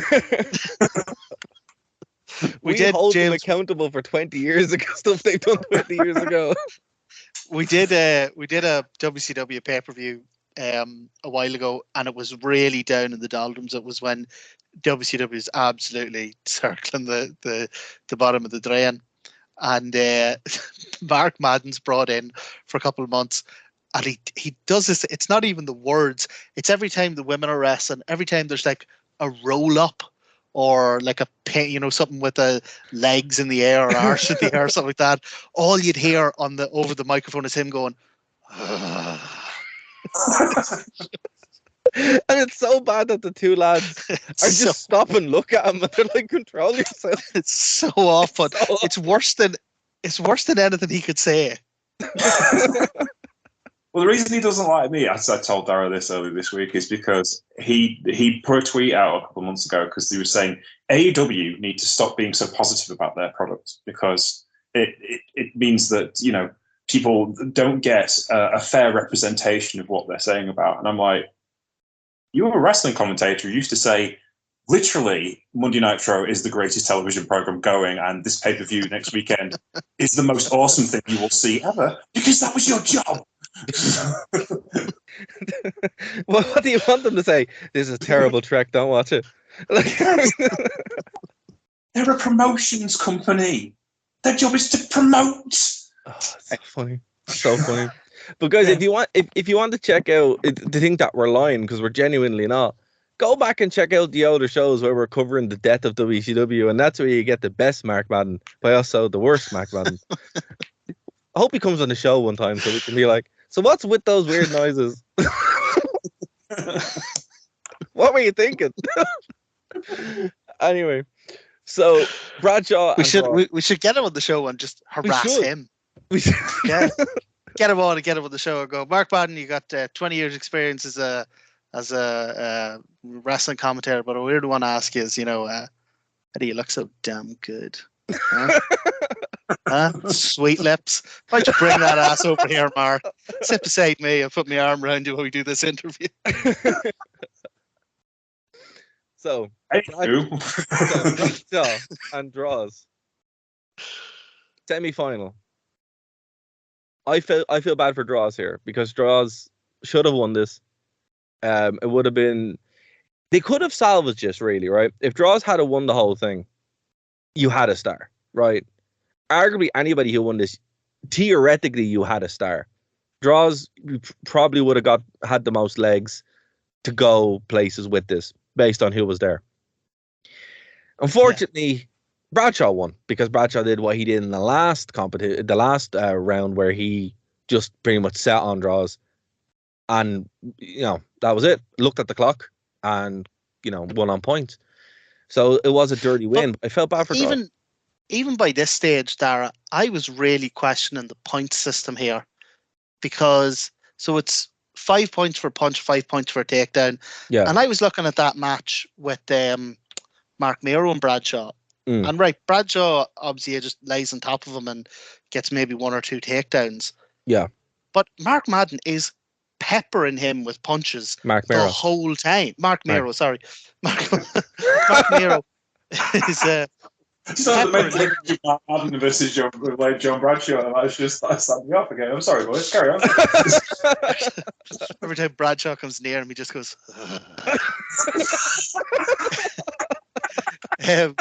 But Mark Miro is peppering him with punches all the time, and I'm looking at it going, okay, like Bradshaw's on top of him, but Miro's bound to be on like 50 points by now. He's like so Bradshaw's leading on him, but he's hit him with like 6 body shots in that time. So I was very confused by what they were counting and what they weren't counting as. So from my own, yeah, I had a very similar question actually at one point, because I'm like, wait, and I looked into it, and apparently it's who had the most punches. So it's kind of like in UFC you have cage control, which is always a weird point anyway. So it was like if you had more punches than like control or takedowns or anything, that they would count. So if you were both standing and you got the most punches, you won. But if they took you down and you had most like cage control or ring control, that was counted. The other thing that got me, it's very shifty though. I mean that's really bullshitty. I would be pissed off with that, to be fair. But that's why it would have been so easy to bloody work it, you know. But the other thing I noticed in this one was like way back in round one, where Bradshaw gasses himself in 30 seconds. Draws, like we were saying, legit athlete is pretty fit, and this goes to 3 rounds, and then the judges say it's a draw and that they're going to have one more round, and the camera cuts to Bradshaw and he looks like he is about to cry. Yeah, because it goes nothing left in the gas tank. It goes to sudden death, and yeah, actually that look was hilarious, because he was just not. Yeah. That was not in his game plan at all. I don't have the energy to lean on this guy for another 60 seconds. I've done all the leaning I can. Come on. Only lean so much. James, did you have anything on this one? Not really, but I think Martin's covered it. Oh, you've just reminded me of an old story of Canadian wrestler running Dynamite Kids, but in a work match where Dynamite was wrestling. He was wrestling heavyweight, and Dynamite was super fit, obviously back in the day. And they went to like a half-hour draw. And as a joke, Dynamite went to the referee and went, "Referee, I want 5 more minutes." And his opponent looked at him and went, "Fuck off, Tommy." Just reminded me of that story. But yeah, I think you got it covered there. Yeah. One of Dynamite's less mean-spirited pranks. It was Dynamite's book. They were all less mean-spirited compared to what everybody else's stories about Dynamite. But yeah. I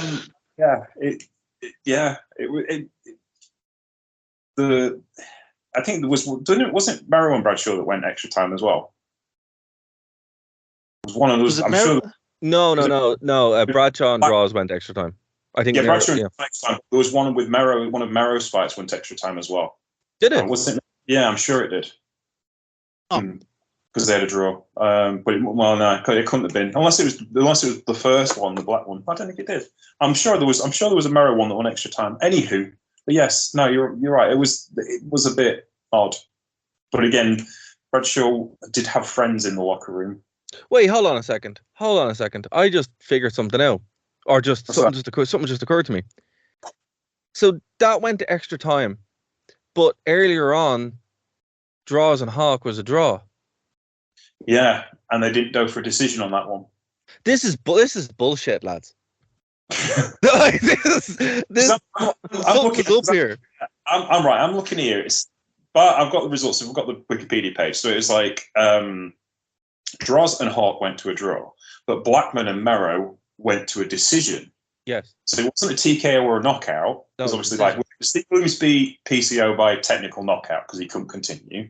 Bart Gunn knocked out the Godfather. So Steve Blackman and Mark Merrow must have gone 4 rounds, and then there was a decision to give Steve Blackman the win. Yeah. So. Oh yeah. So this is like one of those decision for Steve Blackman and Mark Merrow, but there was just a draw for Drozdorf and the Hawk. This is like one of those magic eye paintings. You know, the more you look at it, the more you see. It's like the more you examine this, the more bullshit you unveil. Pritchard did say it seemed like they were making stuff up as they went along. That was a phrase I heard a lot this week as I watched it interviews people. Severin and Shamrock said something similar. It seemed like they were making it up as they went along. That's like, I don't know. Like, well, all right. So Bradshaw wins by points and goes to the final. Then we have Bart Gunn versus the Godfather. Bart Gunn looked great in this. It was a really comprehensive KO on the Godfather. Godfather goes down like a sack of potatoes. And up until that point though as well, I thought Godfather looked pretty good. I think did, yeah? maybe it was following on from having seen like the Bradshaw matches where they're just so hard to watch because he's just getting in close and laying on the guy, where this was much more like a kind of a competitive boxing kind of wrestling match. Like the two of them, it was fairly open and fairly free flowing kind of fight, obviously until Bart Gunn just cleaned them. Yeah, and that's very true. Like it was a much more entertaining fight to actually watch as a fight, but again, like Bart Gunn's, his MO just seems to be he goes in and gets these knockouts, and they're just kind of out of nowhere, and he just has that ability to do it. And like the first fight was decision, every other fight was a knockout. They're also they've started to cop on that there's something to Bart Gunn here, because it's after the Dr. Death win where they just completely stop referring to him as Bodacious Bart. Yeah. And he becomes Bart Gunn. Yeah. And then by the time he comes up to fight Butterbean, he's Bart the Anvil Gunn. It's like, we have something here. We've accidentally made a star, and let's kill him completely. I was going to say, they also set up an angle for Bart Gunn with the Godfather in a storyline, because the Godfather interfered in one of Bart Gunn's matches. I think it was against Vader, and cost him the match with Vader. So they obviously kind of like were starting to actually promote this as a wrestling show should promote to people. So there was obviously like, oh, we best do something with this guy that we just accidentally made a star. Yeah, like it's crazy because even when he's coming out, the crowd doesn't pop because the crowd doesn't care about anything, but they are like invested in him at this point because they don't know who's coming out because it's all the same bloody song. Yeah, oh jeez. But did you notice when they win, they play their normal music? Do they? Yeah. I didn't even. Yeah, they do. They play their other music, but yeah, what a mess. So to tell you the other thing that I thought from this fight was that like we've talked about all the downsides of this Brawl for All. Like, it wasn't a draw. People got injured. It was really boring to watch. People wanted wrestling. They didn't want this. The other thing about it is, I imagine this would have had a fairly negative effect on egos and backstage morale and stuff like that. So Bart and the Godfather seem pretty cool. Like there's a couple of fights where the guys shake hands or hug at the end. Yeah, I know. There's other fights during this where you can clearly see that like lads are really pissed that they got beat or taking it really thick that they lost. And I imagine that, in a locker room already sort of heaving with egos, that a lot of that stuff probably festered, further down the line. So here's what they should have done, Martin, right? They should have done a press conference afterwards where they give them muffins and then they can air their grievances. And then afterwards, there can be a backstage shoe fight that nobody sees with the vice presidents where they kick the door down. Which is our shoe fight. Sorry, go on, James.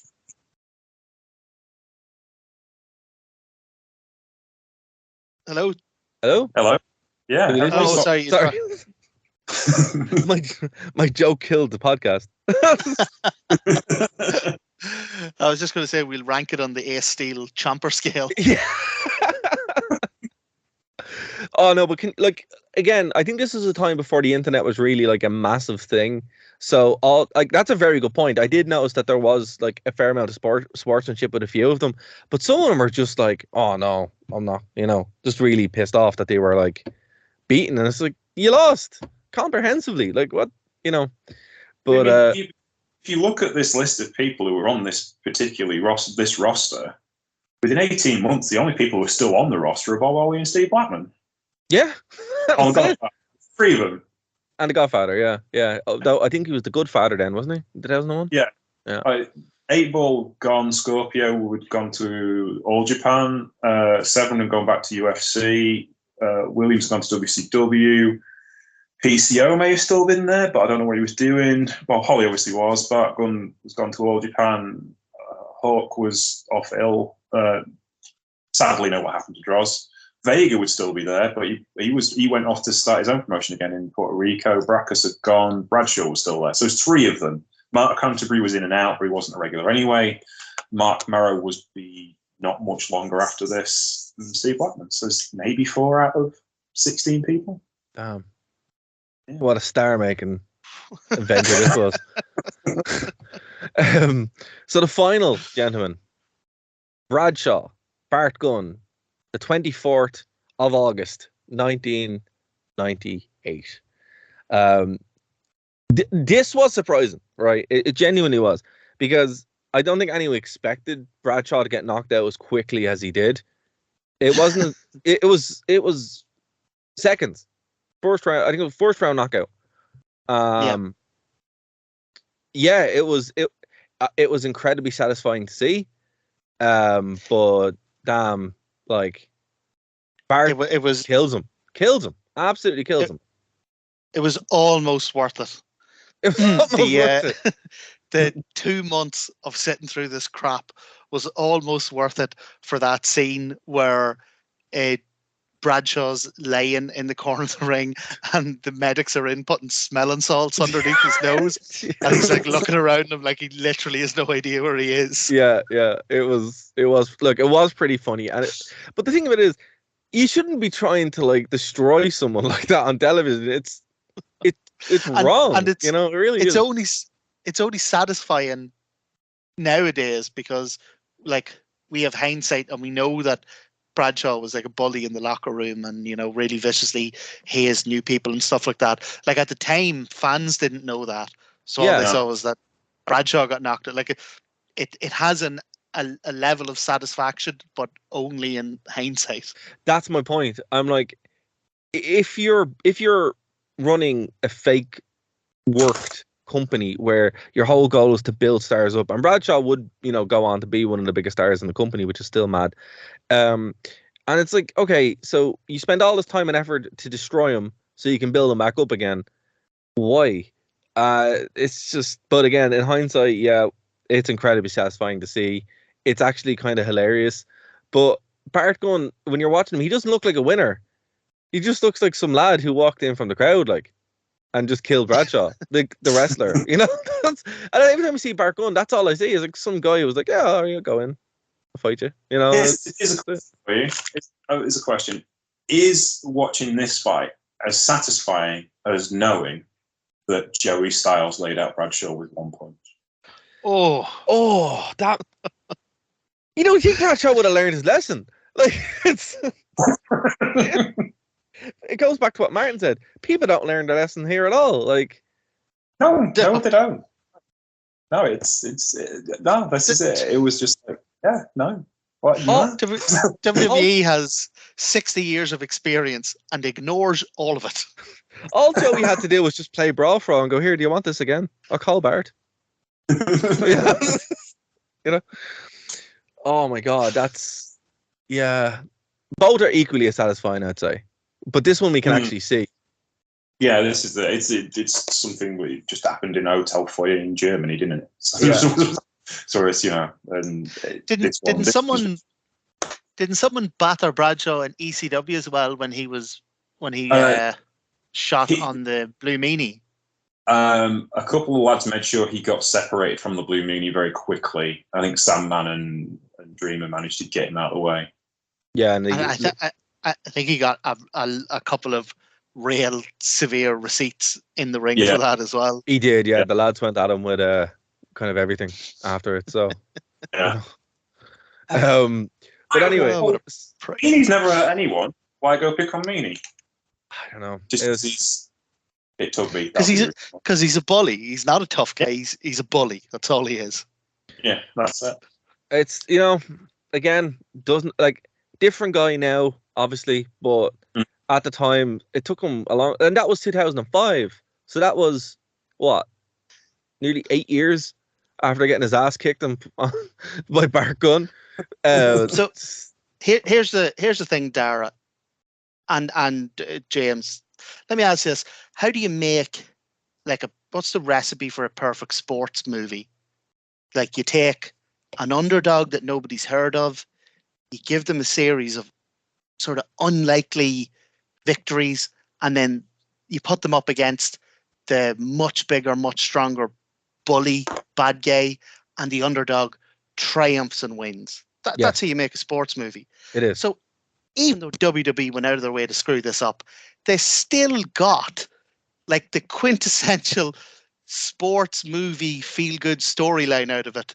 And their response to getting that absolute shot in the dark was, we must punish this man. Because here's the thing, they had a legitimate star. Like it or not, Bart Gunn was a legit star, and he could have rode on this forever. Like WWE could have had this for. He could have been like the Kurt Angle before Kurt Angle kind of thing, or the Ken Shamrock replacement, or insert whatever analogy you want. Because I mean, he had proven himself to be the toughest guy, air quotes, in the WWE, right? And yeah, Martin, you're right. They did nothing with him for a while. He had a couple of matches, but like they did nothing with him really for a while. And then their solution is WrestleMania. That's where we're going to get him. Put him up against Butterbean. Here's the thing, though, right? And Martin's absolutely right. I actually have a master's degree where I did my dissertation in sports movies, so I can say that. Oh wow! Like, yeah, I did film studies, and my dissertation was sport and film. Then he's absolutely right. That is the perfect way to sell a sports movie. But here's the thing. It's not just that they punished Bart Gunn with this particular match at WrestleMania. They took him off TV for 3 months. Yep. Because I can't zero remember bill. anything happened to him from the moment he beat Bradshaw till the next time I saw him, which was coming out against Butterbean with a short back and sides. Yeah, he got a haircut as well, which is like... It's so weird, man. It's far too Samsonian for it's far too Samsonian for my particular tastes. But like, so it's you've learned, right? So by the time we get to WrestleMania, it's been 9 months since Brawl for All. Yeah, give or take. Around that. So like again, just completely failing to learn from their mistakes. Like by this stage, everyone knew Brawl for All was a total disaster. So what do, right? If you're going to stick him in against Butterbean, say, hey, Butterbean, obviously you're a professional boxer. You're going to win this. But here's $100,000. Go make him a star. Go 2 rounds with him. Make it look like a sporting contest. Or if you're going to have Butterbean involved, have Butterbean and Bart Gunn, in a tag team against whoever two of the biggest heels are at the time, and have them beat them. Like this was. Oh, here's one, right? Butterbean and Bart Gunn versus the APA. Brilliant. Or I think they're just acolytes. I mean, there you go. I mean, it writes itself. It writes itself. I'm not being funny, but did not Floyd Mayweather, arguably one of the greatest technically proficient boxers of all time, carry Conor McGregor for 12 rounds? It's true. And made it look legit. It made it look legit. And all this, he only had to carry him for 3 minutes. It can be done. It can be done. I just genuinely don't think that this specific match at WrestleMania 15 was for any other reason other than to punish him. Well, here's the thing. He had to agree 100%. To it. Okay, right. He had to agree to it. What? Why did he agree to that? That is actually the question that I have for you guys. Why did Bart Gunn agree to that? Was he like, I'm never working again. This is my last chance to get a paycheck. It's a WrestleMania thing. Do you think that's where his head was at, or was he hoodwinked? I assume it was like in the documentary, James was saying how after he knocked out Steve Williams, he's like, oh my God, my career's over. And I'd say he said, well, they've done nothing with me since then, and now they're bringing me in for this big fight. I suppose I'll get a WrestleMania payday out of it. I would say I would agree with that. I think that's the only reason why you would stick around. He's still under contract at this particular point. They paid him whilst he's on off TV because you were just starting to get the downside guarantees. Yeah, because they were having to compete with WCW, so they would have paid him to stay home because they couldn't afford for him to just go appear on Nitro, even if he got like battered on Nitro, because it would have been. He should have done that. I mean, genuinely, that would have, imagine that as the boon. The Brawl for All winner, and he shows up on Nitro. if you're going to put him in a boxing match, fine, send him home for 9 months and tell him to train his ass off, and every couple of weeks on Raw have a 90-second vignette of him, training hard in the gym, running up a hill, doing the Rocky thing, like You mean build it up to that. It's like literally the thing they did with Roddy Piper when he fought Mr. T at WrestleMania 2. 100%, exactly what they did with Bret Hart and Shawn Michaels when they're coming up to the Iron Man match. Like, it's not as if they don't know how to do this. Well, here's the thing. At WrestleMania, he doesn't even look like himself. Nah. He looks like a different guy, and it effectively is. But there's that, and then there's the fact that he gets one punch in, hold on, misses that punch, clinch. Yeah, hold on, and then knockout. There we go. So he got one punch in and a bit of a clinch, and then there's the knockout. The fight lasts 4 seconds. What are you gonna do with 4 seconds? Like, legitimately, 4 seconds. He is. Oh, sorry. No, you go ahead, James. I was going to say, because I did watch a bit of an interview with Butterbean, and he said Bart's problem was that he tried to box me, and that's obviously not going to work. So if he tried to go for a takedown, he probably would have had an advantage, but he didn't. He tried to straight up box me. I'm a professional boxer. Oh man! Again, so, I'm not Mike Tyson. I'm not Evander Holyfield, but I'm a professional boxer. I do this all the time. This is my job. So why were you trying to box me? The level of class was just, it was entirely different. Like, Bart looked really good when he was against all the other guys who didn't know what they were doing, but like, you could immediately see, like, even before a punch was thrown, in Butterbean's footwork, in his arms being up, and the way he moved, like, you could immediately see that Gunn was completely out of his depth. Straight away. You could say he was outgunned. Hey! On fire tonight. Here we go. But yeah, look, this whole thing was a train wreck, and I remember watching it as a kid, going, "What is this?" And I want to see The Rock and Stone Cold. And I'm pretty sure everybody else in that arena was probably the same. Go on, do a shooting star press. So with that ends the legacy of the Brawl for All, a legacy of injuries, missed opportunities, knockouts, and everything else. After his so we have a little postscript here. So Bob Holly claimed that Gunn's inevitable loss to Butterbean was punishment for defeating the company's desired winner, Steve Williams. After his loss to Butterbean, Gunn returned to All Japan in May 1999, changed his ring name to Mike Barton that summer. Post the tournament, that's a weird way to write that. Post tournament draws suffered a career-ending injury unrelated to the tournament during a SmackDown taping in 1989. Well, Steve Blackman left in 2002. Bob Holly stayed with the company until 2009. Future Hall of Fame inductee The Godfather and Bradshaw left in 2002 and 2009 respectively. So there we go. As you said, there was the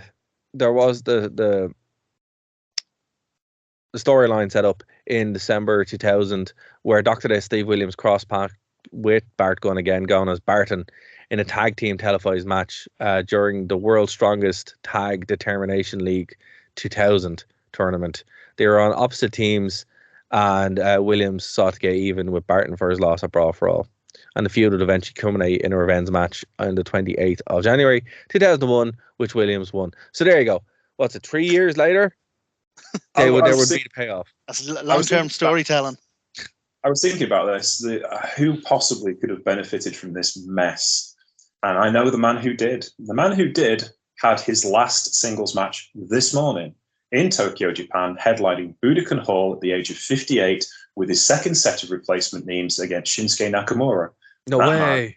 Kyeiji the Great Muto, who was chief booker for All Japan Pro Wrestling in 2001, signed Barton and Williams at cut prices because they didn't have any options anywhere else, and made money hand over fist with a story WWE could have done for free.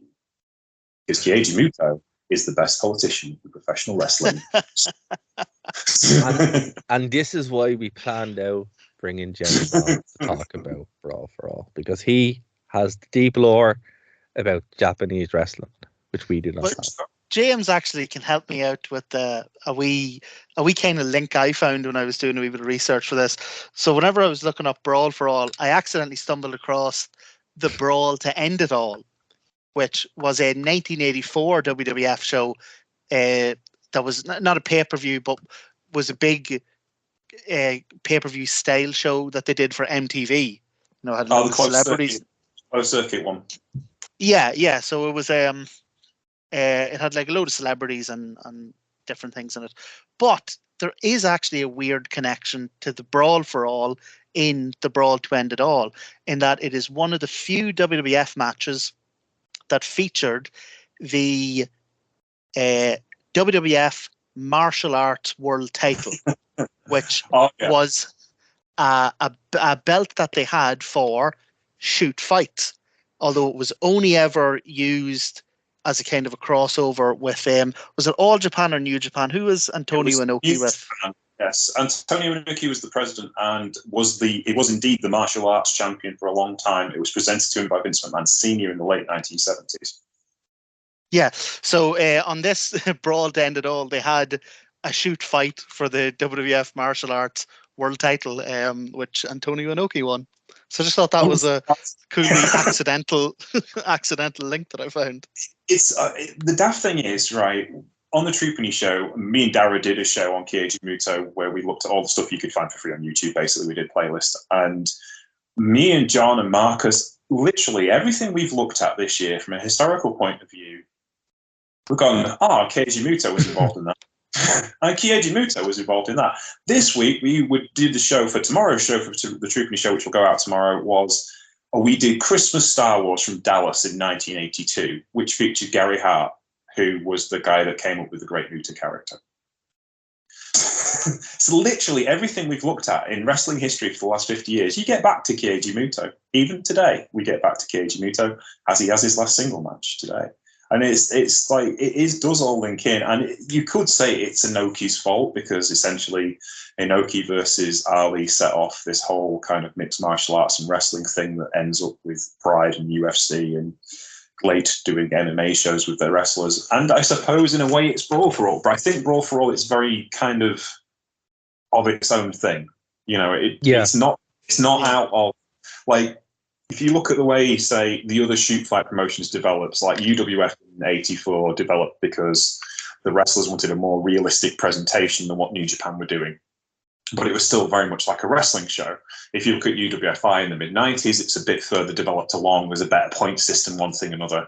If you look at Pancras, which was a genuine shoot promotion, they have developed the point system. They've developed like the submissions to a level, and they understand that they just can't have fighters fighting every month. There's training camps involved, and that produces Minoru Suzuki and Ken Shamrock and Frank Shamrock and Bas Rutten and all these genuinely great fighters. And, you know, there's a genuine move to this. This is much closer to what Tough Man Fighting was doing in the mid-90s, and why there was that fascination between that and track fighting and pit fighting. And it's kind of like that, but it's clearly advantageous to a certain kind of amateur wrestler, football player, which the majority of these people were. I mean, like Drozdov was obviously a pro football player. Bradshaw played football in college. Williams played for Oklahoma. He was a national champion as well as being a wrestler. Hollywood, all of them would have played football at high school, at least, you would think, the majority of them. And if not, they were brawlers. Like Severin, like Scorpio was trained at the New Japan dojo. Chris Benoit taught him how to shoot, basically, so he could survive, because he kept getting his head kicked in by the New Japan guys. So it was very much a level of just a level of like, this isn't really like a shoot fight, because we've taken out the elements that can make it really dangerous for everybody. but if you've got a good right hand, you'll be all right. The other sort of loose connection between the Brawl for All and the Brawl to End It All is that they're both aspects of their past that WWE would clearly rather people forgot. So the Brawl for All, obviously, because of what it was.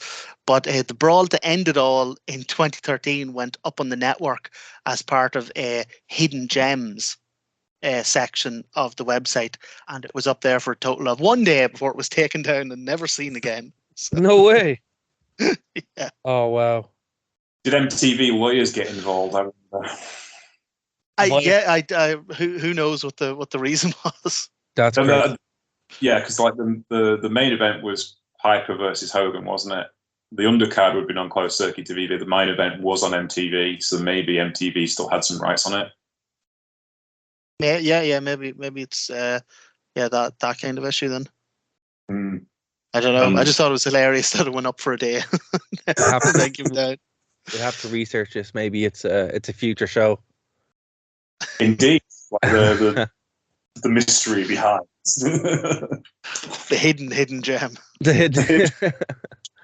But again, guys, we're gonna leave it there. We've gone just about 2 hours now. So, James, I want to thank you for your time, sir. It's been great having you on the show again. Because look, as I said, we haven't done our year end. You guys haven't done your year end yet, so we're like, no, we'll come on. We'll do a special New Year's Day show where we talk about the Brawl for All. It's weird, actually. Hold on a second. I'm having a look here on the stream, and it actually says Brawl for It All. That's hilarious. It was like, see this whole thing about them making it up as they go along. I'm convinced that they didn't even know what the name of it was. Yeah, because the name changes. Okay, yeah. So officially it's Brawl for All, but I guess if you call it Brawl for It All, that's okay too. What a mess. What a mess. And James, I hope you had fun watching this, man, because we sure did. I did, but I had much more fun talking to you guys about it. Well, likewise. I was when I was watching this, I was like, "Oh man, this is going to be a fun show." So I'm glad. I'm glad you had fun too, Martin. We finally followed through on something. So fair play, good job, Will. We did, yeah. God, we wouldn't want to make a habit out of it. No. You got to keep them on their toes, like Bart Gunn. But before we get out of here, is there anything you want to plug, James? You can find me at Sheriff Lone Star on Twitter. You can find me on Instagram, Sheriff Lone Star TX. You can find the show on all the places I said earlier. Every Monday morning, we come out with a Truepenny show. It's usually about something that's happened in wrestling in Japan that week, or in the US Indies, or on something that's not so mainstream. We leave that to you guys because you're really good at it. Oh, we appreciate it. And again, guys, if this is your first time checking out the show, I don't know how that happened, but also thank you, and go over to the Truepenny channel, check out all the shows there as well, and you can find us. We're getting better at uploading shows. There was a bit of a break there because life got really crazy with the band, Martin, so I wasn't in the country, so I apologize to everybody about the shows, but they're all up now on the Truepenny channel. Isn't that right? Mm-hmm. Yeah. So episode 115 went up yesterday. So we're all caught up. So this is going to be 116. Now, there is something I want to mention as well. We did a special Christmas show, which only went out on stream. That's going to be going up soon. And that's to help this girl who has, she has like a litany of surgeries coming up. So we want to try to raise money for her as well. So I'm going to put the link to that in the description of this show as well. So go over and check that out. And then check out the special show we did where we watched some Wrestling Society X. And then we laugh at CM Punk. And then we laugh at the reverse battle royale, and it's a good time. So yeah, check that out as well. That's with former host of a show I used to do years ago, but we're going to include it here because why not? It's a special Christmas bonus for everybody as well. And yeah, so for my two co-hosts, we'll be back next week here on this show where we will be. Martin, are we going back to our timeline, or do we have something else we want to do beforehand? I don't mind. We can do an end of year review if you want, or we can just, like you say, because in our timeline we're in the sort of end of February, start of March. Yeah. So we can figure it out during the week. But what I would say to people is subscribe to our Patreon, and we will use the money to get Mark Madden on the show and sexually harass him. Oh yes, join. Yeah, actually, that's a great one. Not the sexual harassment part, but yeah, no, do join our Patreon and our social media. That's the best way for it to figure out what we're going to do, because sometimes it's literally the day before, or usually a Wednesday. I'm like, Martin, what are we doing? Like, I don't know, and then we figure it out on the day. So usually on a Wednesday is when we figure out actually what we're going to do on the show. But it probably will be our timeline. If not, it'll be something fun. You guys know the way it is. But we'll be back here next week. Again, thank you so much for checking us out. Thank you to my two co-hosts, and for you guys for supporting the show, because I mean, we wouldn't be here without you. So thanks so much. We'll talk to you next week. Bye, guys.